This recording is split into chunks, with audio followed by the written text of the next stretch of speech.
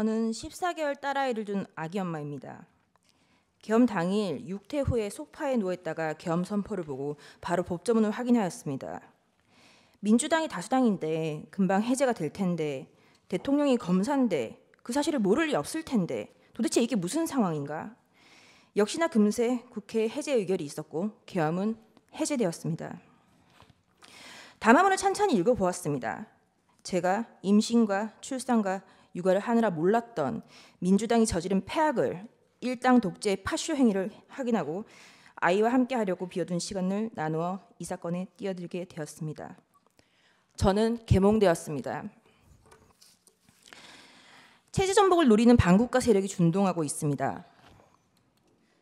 약 4개월 전 선고된 민주노총 간첩 사건에서 최근 우리 사회의 모든 갈등이 간첩들의 지령에 의하여 일어났다는 사실을 확인할 수 있었습니다. 그 대표적인 것이 후쿠시마 원전 오염수 괴담입니다. 한반도와 주변 나라들에 대한 핵테러 행위, 전 인류에 대한 대학살 만행을 폭로 단지하는 기사들을 집중 게재하게 하라. 민주당의 플랜카드입니다.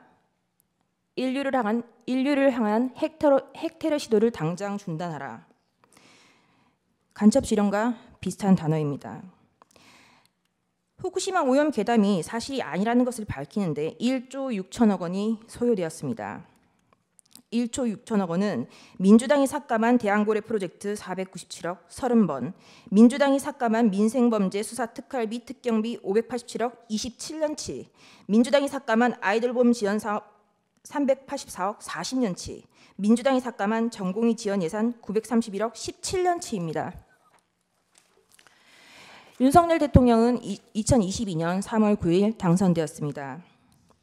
간첩들은 대선 후보 시절부터 윤석열 놈에게 공격의 화살을 집중하라고 하였습니다.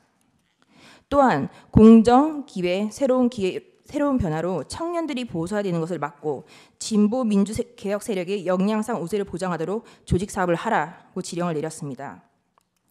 또한 윤석열이 한미동맹 우선을 전면에 내걸고 반북 대결 정책을 추구할 것이니 집권 초기부터 윤석열 패거리들을 조직적으로 공세 전개하라.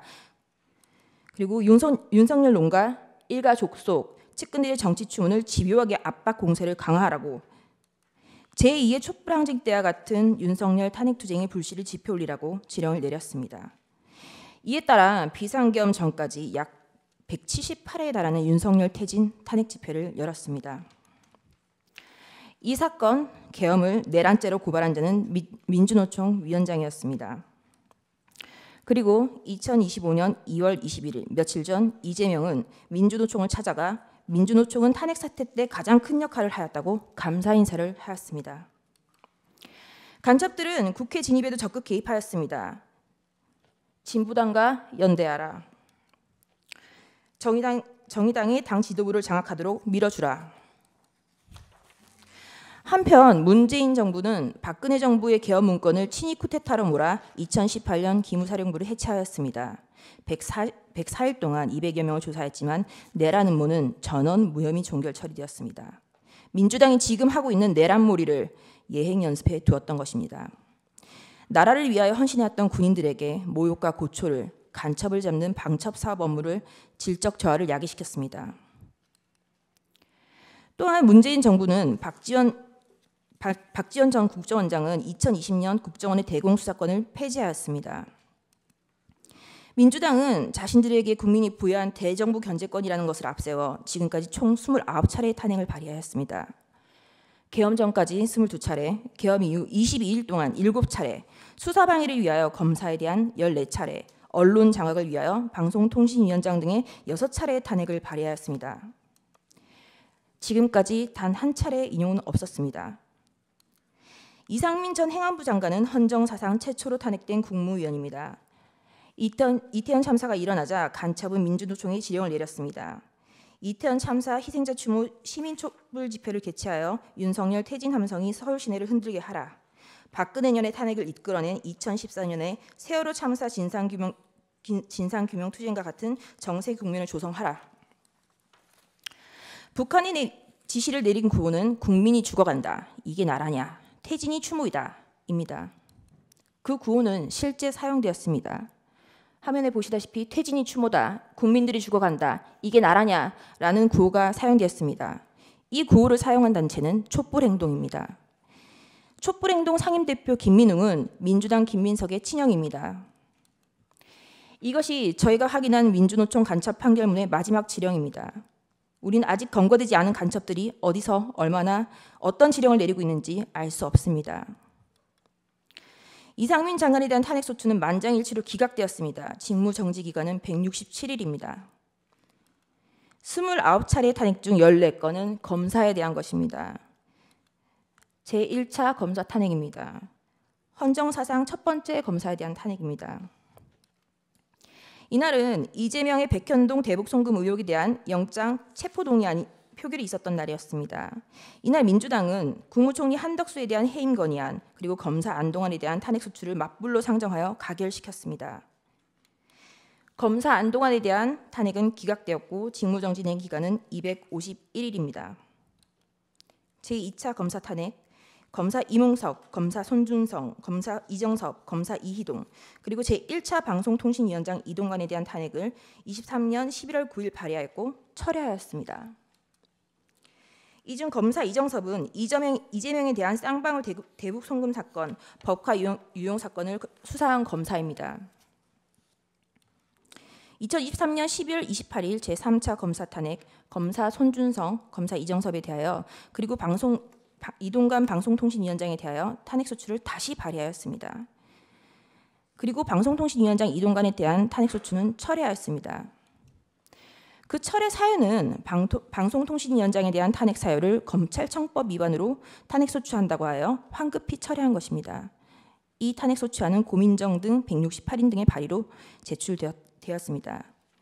민주당의 탄핵소추권은 이와 같이 사용되었습니다. 최소한 탄핵소추안을 쓰는 성의조차 없었던 것입니다.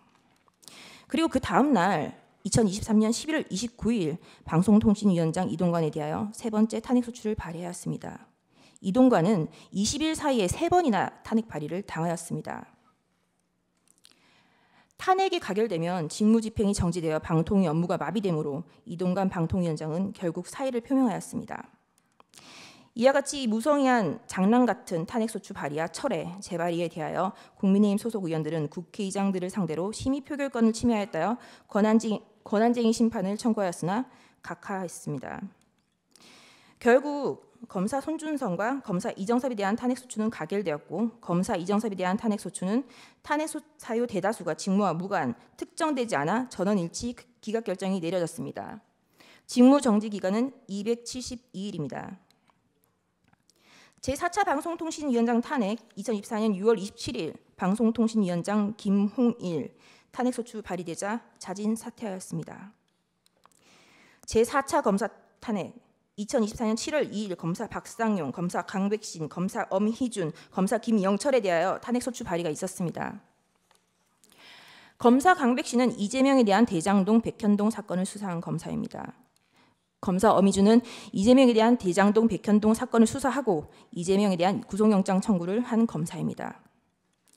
검사 김영철은 민주당 전당대회 돈봉투 사건을 수사한 검사입니다. 검사 박상용은 쌍방울 대북송금 사건의 수사검사입니다. 검사 박상용의 탄핵소추 사유입니다. 민원인 대기실 바닥에 설사를 하고 벽에 대변을 발랐다. 이화영에 대하여 이 보이는 영상 녹화실에서 연어회와 종이컵에 소주를 따라주고 진술을 회유하였다. 이재명에 대한 대북송금이 표적수사라는 것, 그리고 그것이 탄핵소추 사유였습니다. 당연히 이화영의 주장은 항소심에서 모두 배척되었습니다. 2024년 7월 25일 제5차 방송통신위원장 직무대리 이상인에 대한 탄핵소추가 발의되었고 다음 날 사의를 표명하였습니다. 이진숙은 2024년 7월 30일 방송통신위원장에 취임을 하였고 그 다음 날 탄핵소추가 발의되었습니다. 단 이틀 일하였는데 헌재는 4대4로 기각을 하였고 직무정지 기간은 174일입니다. 문재인 정권의 사드 고위지원 및 2급 비밀을 중국에 유출한 간첩 행위를 감사하는 것을 표적 감사라고 민주당은 비난을 하였습니다. 그러다가 2024년 12월 2일 독립된 헌법기관인 감사원장에 대한 탄핵을 발의하였습니다. 그리고 같은 날 검사 최재훈, 검사 이창수, 검사 조상원에 대하여 탄핵소추를 발의하였습니다. 그리하여 하루 뒤 그 다음 날 대통령은 2024년 12월 3일 비상계엄을 선포하였습니다. 반국가 세력의 사회 장악, 민주당의 언론 장악 시도, 입법 폭거, 사법 업무의 마비, 삼권 분립 원칙의 몰각, 헌법기관인 감사원의 독립성까지 좌지우지하려는 일당 독재 파쇼행이 대하여 국민들에게 현재의 상황을 알리기 위한 대국민 호소의 계엄을 선포하였습니다. 그럼에도 민주당은 멈추지 않았습니다. 결국 2024년 12월 5일 검사 최재훈, 이창수, 조상원에 대한 탄핵을 가결하였습니다.